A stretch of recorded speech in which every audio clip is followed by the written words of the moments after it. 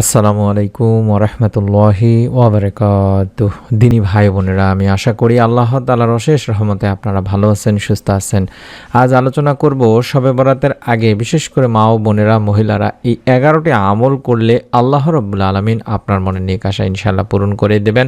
আপনারা জান্নাতে পর্যন্ত যাইতে পারবেন ইনশাআল্লাহ। মনের মধ্যে বিশ্বাস নিয়ে আমলটি করবেন, আল্লাহ রাব্বুল আলামিন ইনশাআল্লাহ আপনাকে এর ফল, যথাযথ ফল দান করবেন।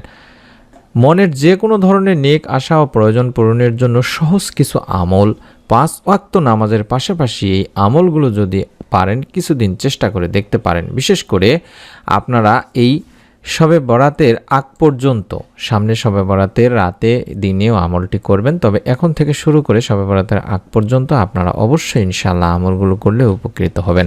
আমি আমার দিনী মা বোনদেরকে অনুরোধ করব, আপনারা মনের মধ্যে বিশ্বাস নিয়ে এই 11টি আমল শিখিয়ে দিচ্ছি সংক্ষেপে। আশা করছি এই আমলগুলো করলে অকল্পনীয় ফলাফল পাবেন। আমরা এই আমলটি করে আমাদের চ্যানেলের অনেক দিনী মা বোনেরা ফলাফল পেয়েছেন এবং মনের নেক আশাগুলো পূর্ণ হয়ে গেছে আলহামদুলিল্লাহ। প্রথম যে আমলটি সেটা হলো বেশি বেশি করে ইস্তেগফারের আমলটি করবেন। প্রতিদিন অন্তত 100 বার করে অন্তত আস্তাগফিরুল্লাহ আস্তাগফিরুল্লাহ এই ইস্তেগফারটি পড়ার চেষ্টা করবেন।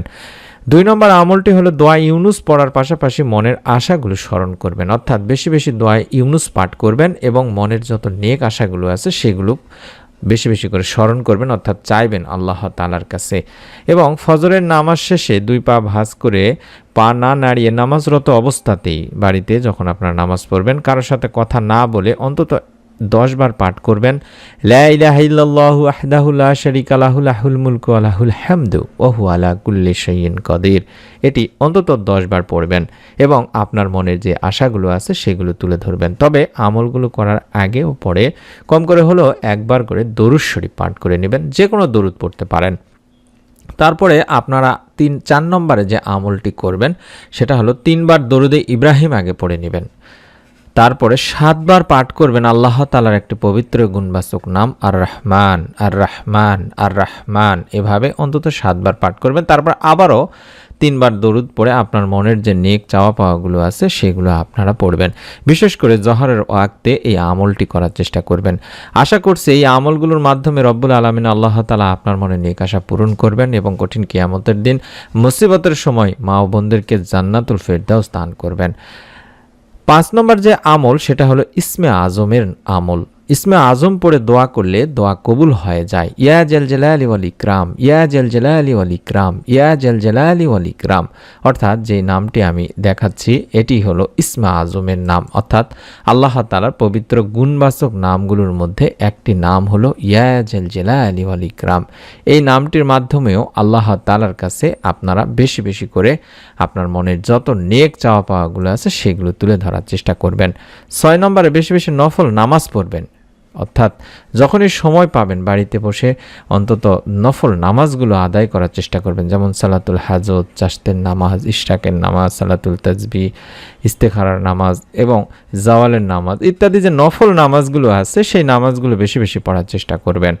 7 নম্বরে এশার নামাজের পরে জায়নামাজে বসে প্রথমেই 100 বার দরুদ শরীফ পাঠ করে নেবেন। যে কোনো দরুদ পড়তে পারেন, চাইলে সাল্লাল্লাহু আলাইহি সাল্লাম পড়তে পারেন অথবা আপনারা দরুদ ইব্রাহিমও পড়তে পারেন। তারপরে লা হাওলা ওয়ালা কুওয়াতা ইল্লা বিল্লাহ, লা হাওলা ওয়ালা কুওয়াতা ইল্লা বিল্লাহ, লা হাওলা ওয়ালা কুওয়াতা ইল্লা বিল্লাহ, এভাবে অন্তত 499 বার পড়বেন এবং একবার পড়বেন লা হাওলা ওয়ালা কুওয়াতা ইল্লা বিল্লাহিল আলিয়্যিল আযীম।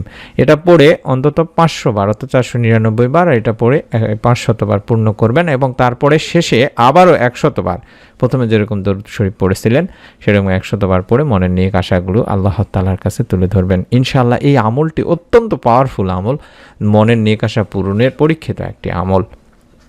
8 নম্বরে পড়বেন সূরা ফাতিহার সাথে সূরা বাকারার শেষ 2 আয়াত এবং 9 নম্বরে বেশি বেশি আপনারা নফল রোজা রাখবেন। এই শাবান মাসে বিশ্বনবী সাল্লাল্লাহু আলাইহি সাল্লাম বেশি বেশি রোজা রাখতেন, আপনারা বেশি বেশি রোজা রাখার চেষ্টা করবেন। 10 নম্বর দোয়া কবুলের উত্তম সময়গুলোতে দোয়া করবেন, অর্থাৎ যেই সময়গুলোতে দোয়া কবুল হয়, যেমন শেষ রাতের দোয়া, ফরজ নামাজের পরে দোয়া, তারপরে আপনারা এই যে শবে বরাতের রাতের দোয়া, শবে মেরাজের রাতের দোয়া, লাইলাতুল কদরের রাতের দোয়া, এই অত্যন্ত গুরুত্বপূর্ণ যে সময়গুলো, অর্থাৎ উত্তম সময়, দোয়া কবুলের উপযুক্ত যে সময়গুলো রয়েছে সেই সময়গুলোতে বেশি বেশি দোয়া করতে ভুলবেন না। এবং সর্বশেষ 11 নম্বরে প্রত্যেক নামাজের পর, অর্থাৎ বিশেষ করে ফরজ বা সুন্নত নামাজ আদায় করার পর নামাজ শেষ না হওয়া অবধি কারোর সাথে কোনো কথা বলবেন না। কোনো কথা না বলে 41 বার অন্তত পাঠ করবেন ইয়্যাকা না'বুদু ওয়া ইয়্যাকা নাস্তাঈন, ইয়্যাকা না'বুদু ওয়া ইয়্যাকা নাস্তাঈন। এভাবে অন্তত আপনারা 41 বার পাঠ করার চেষ্টা করবেন, 41 বার এই দোয়াটি করবেন এবং আগে পরে অবশ্যই দরুদ শরীফ পাঠ করবেন। আমি অনুরোধ করছি আপনারা যদি এই আমলগুলো মনের মধ্যে বিশ্বাস নিয়ে করতে পারেন, রব্বুল আলামিন আপনাকে এর ফল অবশ্যই দান করবেন। বিশ্বনবী প্রিয় নবী সাল্লাল্লাহু আলাইহি ওয়াসাল্লামও বলেছেন, আল্লাহ সাড়া দিবেন এই বিশ্বাস নিয়ে তোমরা আল্লাহকে ডাকো। তোমরা ভালোভাবে জেনে রাখো, গাফিল ও অমনোযোগী অন্তর নিয়ে দোয়া করলে আল্লাহ তাতে সাড়া দেন না। তাই মনোযোগ দিয়ে একদম আপনি মনে করবেন আমি দোয়া করছি, আল্লাহ রাব্বুল আলামিন আমার দোয়া শুনছেন এবং আমার দোয়া কবুল হবেই, শতভাগ বিশ্বাস মনের মধ্যে নিয়ে দোয়া করবেন। তিরমিজি শরীফের হাদিসে এই কথাটি বলা হয়েছে। তিনি ভাই বোনেরা, আমি অনুরোধ করব আপনারা অবশ্যই এই আমলগুলো করবেন।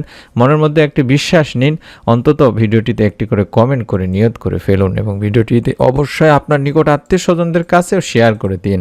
এরকম গুরুত্বপূর্ণ ভিডিওগুলো, নতুন ভিডিওগুলো পাওয়ার জন্য আমাদের চ্যানেলটির সঙ্গে থাকুন, সাবস্ক্রাইব করে বেল বাটনটি অন করার মাধ্যমে।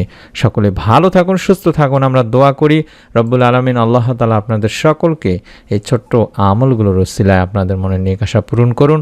বিশ্বনবী সাল্লাল্লাহু আলাইহি সাল্লামের সঙ্গে জান্নাতুল ফিরদাউস নসিব করুন, আমিন। আসসালামু আলাইকুম ওয়া রাহমাতুল্লাহি ওয়া বারাকাতুহু।